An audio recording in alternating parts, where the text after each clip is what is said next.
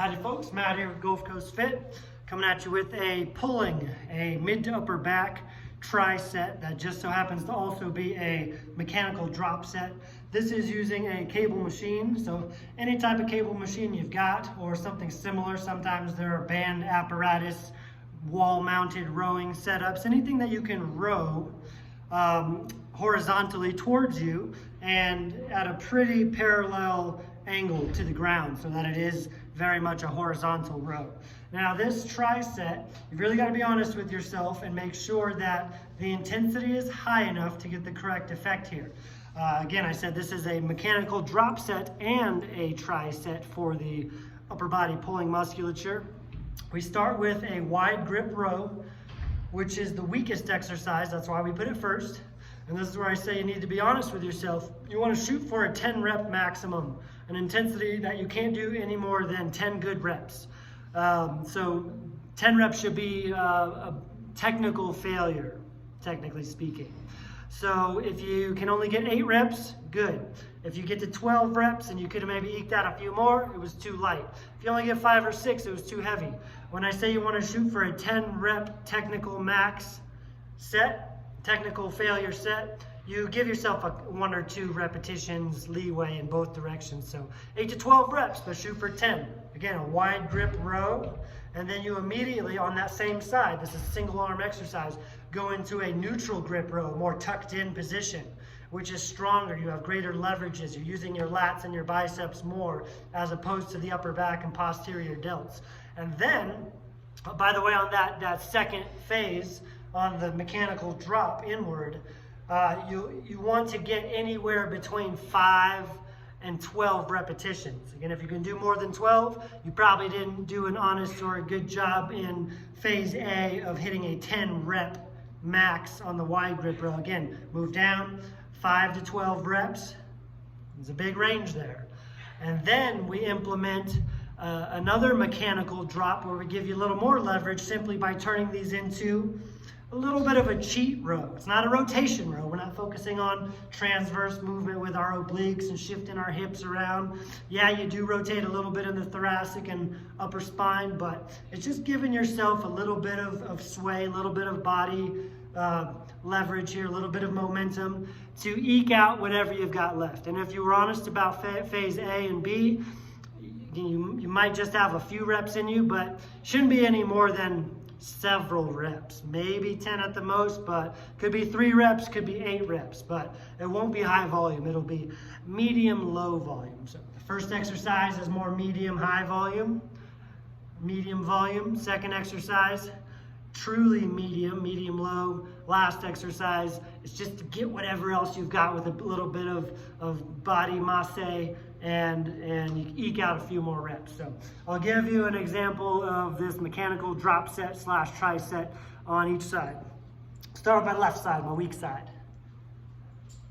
I've got this calibrated to a weight that I'm pretty positive 10 reps is all I'll have. And again, first we've got the high wide row. Keep it strict. No rotation. It's not a cheat rep at all. Very important to be strict and honest about the first exercise. That's what lays the foundation. Keep that elbow high and wide.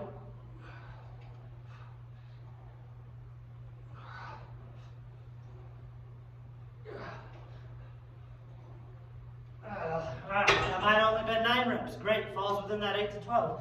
Immediately go into your neutral grip, still keeping it strict, but you can immediately tell that this is a stronger grip just by the sheer fact that you can keep rowing where you couldn't keep rowing in the high wide grip. And when you cannot keep it strict anymore, I'm getting close. I got 3 more reps in me. So put me right at about 10, maybe 11 reps. The range of motion is shortening up, and now I add in a little bit of that cheat.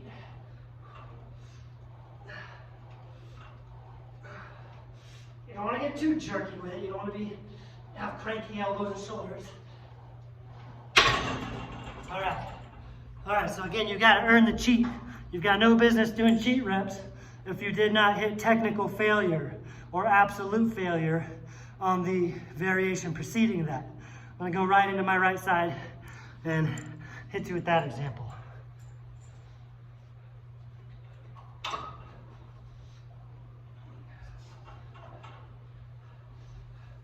The entire tricep and mechanical drop set is dependent on a high quality first phase. That's the foundation. Keep that elbow up high. Don't let it turn into a close grip or a neutral grip row.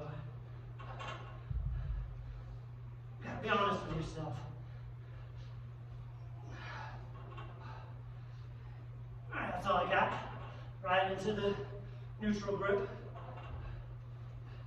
You might see I'm supporting myself on my thigh with the other hand to help keep me straight.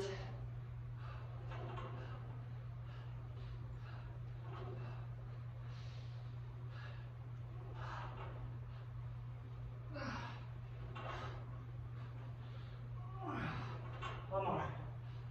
All right. Now it's time to add that cheat set in.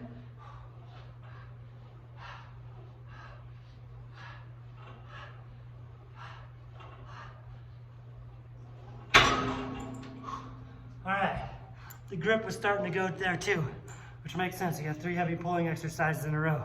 So I don't know the exact reps, but I know they fell within the target parameters there. So don't get too caught up on hitting a bullseye with rep ranges. It's always gonna be different. Even when I go into my next set here, which I would recommend doing 2 to 3 sets of this, even when I go into my next set, my performance isn't gonna be as high. But as long as I'm hitting that minimum point in each rep range, then the intensity or weight that I'm using is appropriate. So give yourself a full recovery. This is meant for building muscle and work capacity, but in order to build muscle, you need to recover enough to be able to do it again. It's not just solely, it's not pure strength. We don't need to rest 3 to 5 minutes. It's not a heavy set of deadlifts or squats or a heavy bench press. So 1 minute to 1.5 minutes. All right, time to get set up, back into it. Have fun, bust it out.